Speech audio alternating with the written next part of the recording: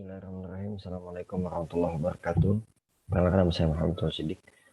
Untuk tugas kali ini saya ingin um, menjabarkan tentang pinjaman online dalam perspektif Makosid, mata kuliah Makosid Syariah yang diampu oleh Ustadz Terhormat Ustadz Zulkarnain. Uh, Mungkin saya awali video kali ini adalah dengan membahas sedikit tentang pinjaman, pinjaman online ya maksud saya. Berkembangnya zaman, jadi kita juga harus menyesuaikan dan kebutuhan juga akhirnya didorong. Kebutuhan juga akhirnya didorong oleh misalnya gaya hidup, keperluan konsumtif, dan sebagainya. Kemudian nih, karena banyak, akhirnya muncul nih pinjaman-pinjaman online yang ya yang menggeser intinya, yang menggeser gaya-gaya tradisi pinjaman-pinjaman yang lama, misalnya harus datang ke pintu untuk meminjam. Sekarang cukup melalui aplikasi dan handphone, kita sudah bisa mendapat pinjaman secara langsung. Tapi bagaimana kalau kita tinjau itu dalam sisi makosid? Pasti akan ada sedikit, apa istilahnya, ada sedikit hal yang unik untuk dibahas. Jadi kita harus pahami dulu, pinjaman online ini kita harus sejalankan dulu dengan perspektif daripada makosid syariah sendiri. Ya, ini menghindari keburukan, menarik manfaat, dan menolak mudarat. Ketika tiga hal ini sudah kita coba sejalankan antara pinjaman online dengan tiga hal tadi, yang yaitu adalah perspektif daripada makosid, maka kita akan dapatkan yang pertama adalah model akad tuh harus jelas dalam pinjaman.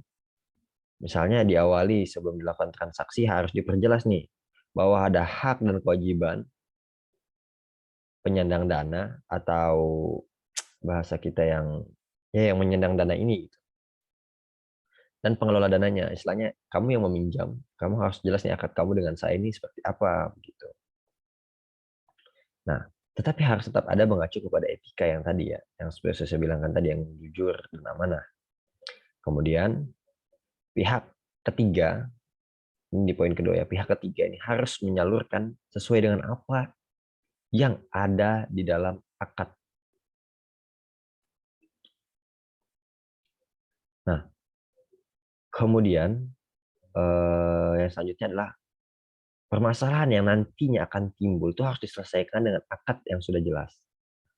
Kemudian pihak-pihak yang menerima dana harus menggunakan dana itu secara hak. Tidak boleh digunakan kebatilan, misalnya dipakai untuk judi online lagi, atau dipakai untuk bermaksiat. Itu tidak boleh. Maka penggunaan saja dalam makosid itu harus diatur. Maksudnya supaya apa? Supaya kita tidak keluar daripada jalur tadi. Jalur atau perspektif makosid.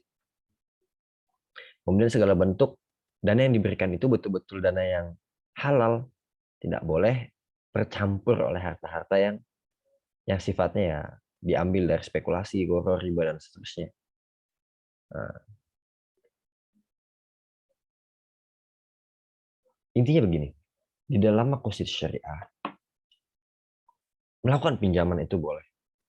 Tetapi kita harus tahu manfaat, penggunaan, dan seterusnya. Seperti yang saya coba gambarkan tadi. Akad harus jelas. Kenapa akad harus jelas? Jadi ketika terjadi permasalahan, misalnya, kok ini tidak sesuai dengan poin A, poin B, poin C, poin D, itu bisa diselesaikan dengan akad tertulis tadi.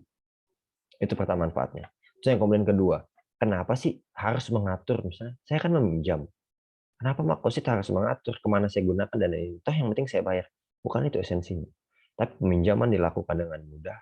Diharapkan tidak semakin memperbesar tingkat, istilahnya tingkat maksiat yang ada di lingkungan umat Islam. Yang kedua. Yang ketiga adalah sumber dana ini harus jelas. Dapat dana dari mana? Misal dana ini dari usaha perdagangan bakso misalnya. Itu kan halal. Jelas dananya dari situ. Nah, tapi harus dana itu dipastikan tidak mengandung riba dan sebagainya. Sebenarnya terjadi permasalahannya itu nanti adalah di operatornya. Nah, itu yang akan dibahas. Kira-kira dalam transaksi yang melalui operator ini apakah berjalan sesuai dengan mestinya atau bagaimana. Maka poin jujur dan amanah itu diterapkan di sini. Operator harus memberikan jaminan bahwasanya disampaikan akad itu sesuai dengan pihak yang meminjamkan, dan yang menerima harus memahami apa saja persyaratan yang diajukan dan memenuhi keduanya dengan hal-hal yang sudah dijelaskan dalam perspektif maqasid. Mungkin itu saya dari saya, kurang lebih saya mohon maaf. Wassalamualaikum warahmatullahi wabarakatuh.